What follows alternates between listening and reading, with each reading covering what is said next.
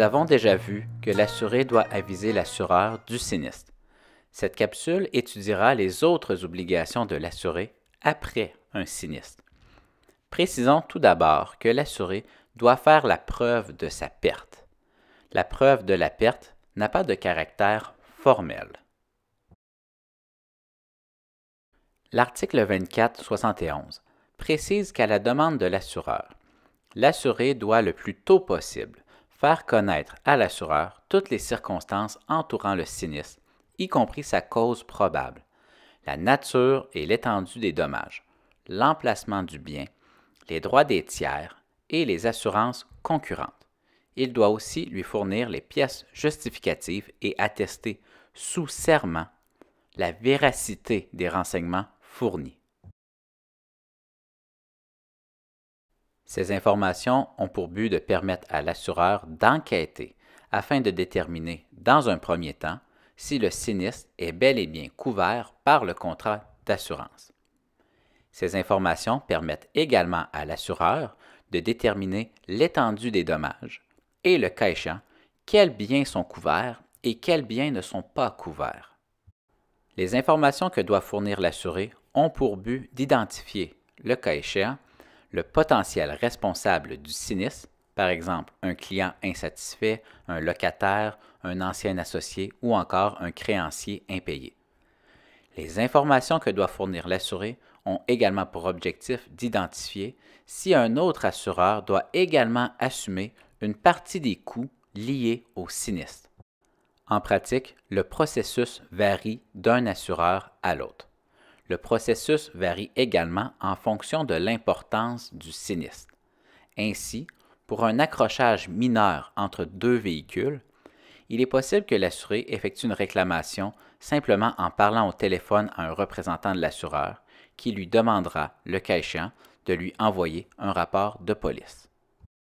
Pour les sinistres d'une plus grande importance, l'assureur envoie un expert en sinistre sur les lieux du sinistre pour enquêter. L'expert en sinistre récolte alors la version de l'assuré et des témoins. L'assureur doit remettre à l'assuré une copie de ses déclarations, peu importe les circonstances. L'article 24.71, alinéa 2, précise que lorsque l'assuré ne peut, pour un motif sérieux, remplir cette obligation, il a droit à un délai raisonnable pour l'exécuter. À titre d'exemple, l'assuré est à l'étranger ou encore a été blessé lors du sinistre. Bien que l'article 24.71 ne le précise pas, la sanction en cas de défaut de collaboration de l'assuré est la déchéance de son droit à l'indemnisation.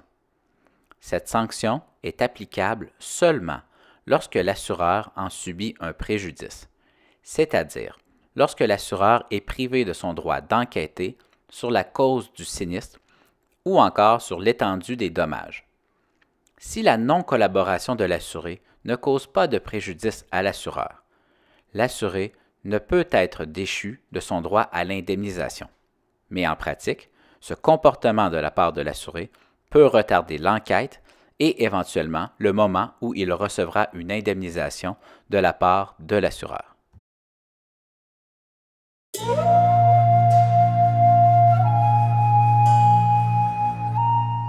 À défaut par l'assuré d'établir la preuve de sa perte, il doit alors prouver que l'assureur a renoncé à une telle preuve. Cette renonciation peut s'inférer de l'attitude de l'assureur et de ses mandataires, laissant croire à l'assuré qu'il n'accorde pas à l'inexécution des formalités préalables l'importance qu'il aurait pu leur accorder. Ainsi en est-il lorsque l'assureur tente de régler le dossier sur la base d'informations qu'il sait être incomplètes, ou encore qu'il reconnaît que l'assuré a droit à une indemnité, ou encore consent des avances à l'assuré à même le produit de l'assurance. Enfin, à l'instar de l'avis de sinistre, si l'assuré ne collabore pas avec l'assureur, tout intéressé peut le faire à sa place. À titre d'exemple, les créanciers ou créanciers hypothécaires de l'assuré peuvent avoir un intérêt à ce que l'assuré reçoive son indemnité d'assurance pour éventuellement le lui la saisir.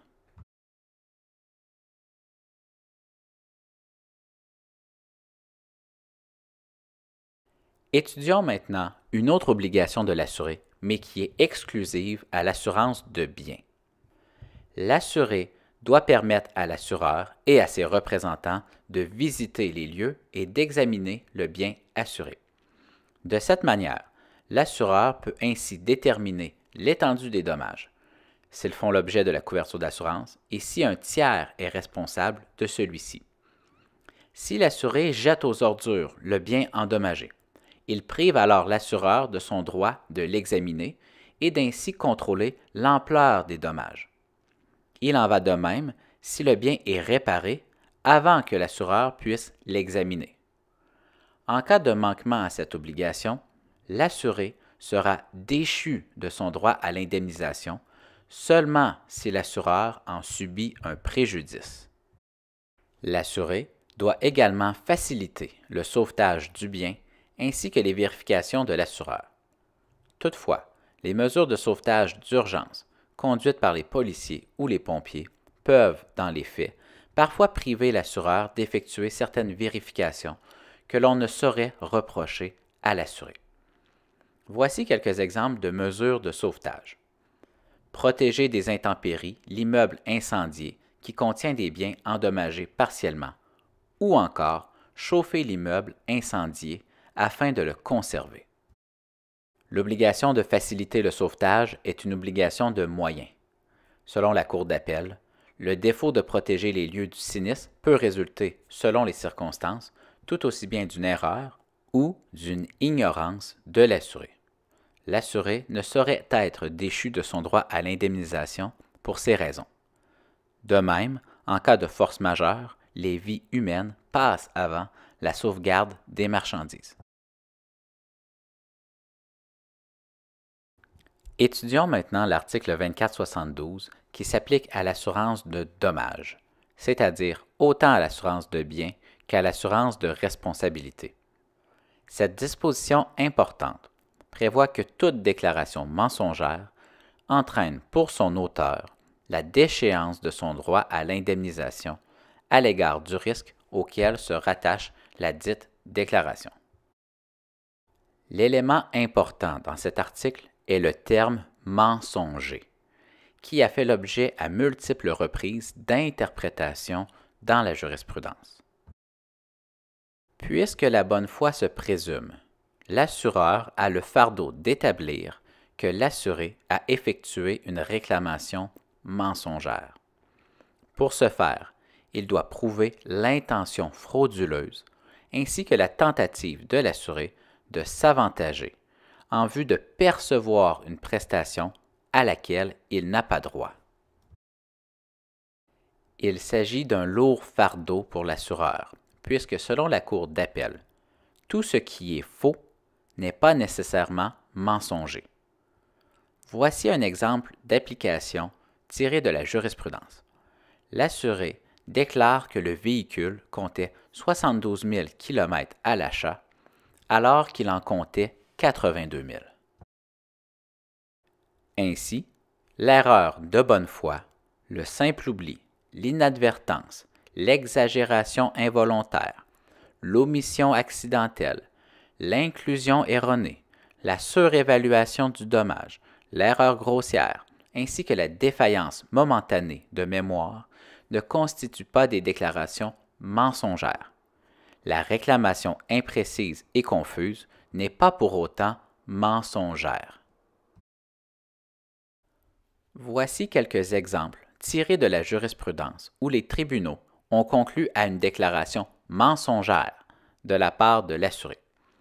Une évaluation grossièrement exagérée ou une réclamation pour des objets inexistants ou non endommagés. L'assuré invente et personnifie un témoin, soi-disant concierge de l'immeuble, afin de prouver faussement que le logement était meublé lors de l'incendie. L'assuré affirme ne pas savoir si sa conjointe est impliquée dans l'incendie, alors qu'il sait depuis 1 an qu'elle a avoué en être l'auteur. Autre exemple, bénéficiant d'une assurance interruption d'affaires, l'assuré réclame une indemnité pour la perte d'un contrat qu'il sait être octroyé à un tiers avant le sinistre. Enfin, l'assuré inclut dans sa réclamation pour perte d'inventaire des biens désuets ne pouvant être recyclés et qui n'étaient jamais inclus dans l'inventaire de l'entreprise.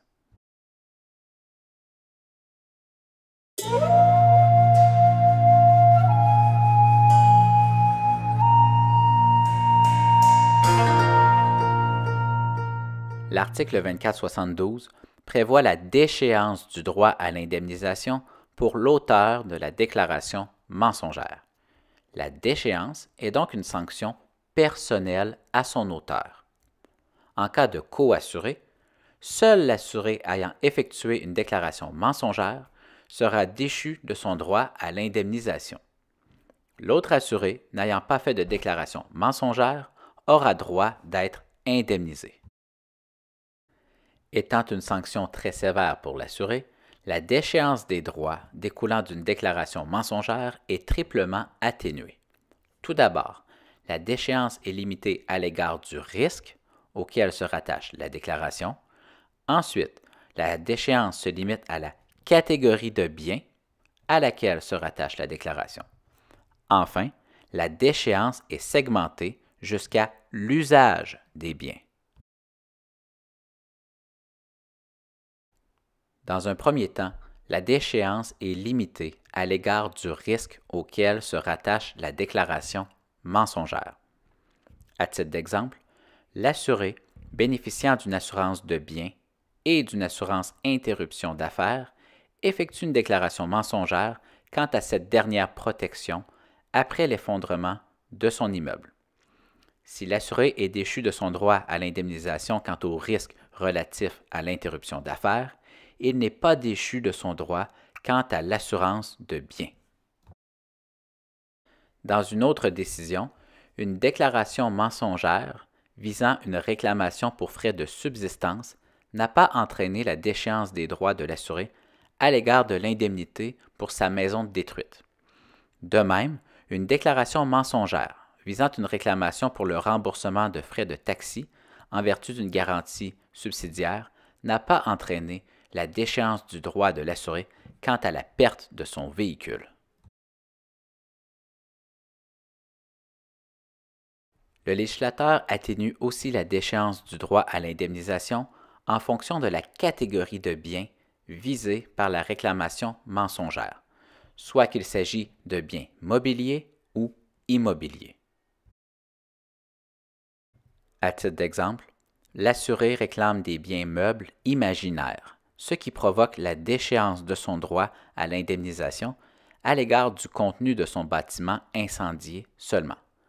De la même manière, une réclamation pour des biens meubles non sinistrés provoque la déchéance du droit à l'indemnisation à l'égard du contenu de l'immeuble, sans pour autant affecter le droit à l'indemnisation pour l'immeuble sinistré.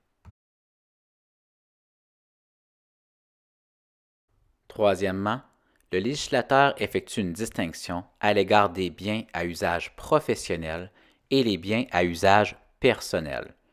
À titre d'exemple, la maison de l'assuré est incendiée. Ayant son bureau à la maison, l'assuré effectue une réclamation mensongère à l'égard des livres garnissant sa bibliothèque dans son bureau de travail. Dans ce cas, la déchéance se limite aux biens à usage professionnel seulement.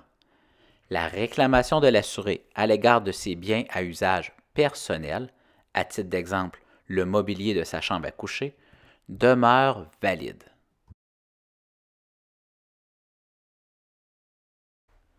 Enfin, dans l'hypothèse où l'assuré est victime à la fois de vandalisme, d'un vol et d'un incendie, et que l'assuré effectue une déclaration mensongère à l'égard d'un bien meuble à usage professionnel qui aurait été volé, l'assuré sera seulement déchu de son droit à l'indemnisation à l'égard des biens meubles à usage professionnel qui ont été volés.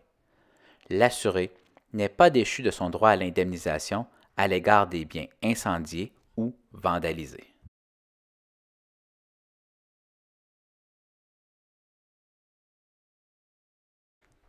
En terminant, la déclaration mensongère provoque la déchéance du droit à l'indemnisation de l'assuré.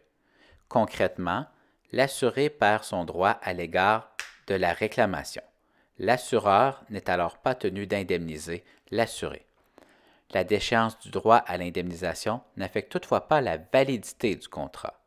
Le contrat d'assurance demeure valide et en vigueur. Cependant, en pratique, après une déclaration mensongère de l'assuré, l'assureur procédera à la résiliation du contrat d'assurance, conformément à la procédure prévue à l'article 2477. Résiliation qui provoque ses effets pour l'avenir seulement.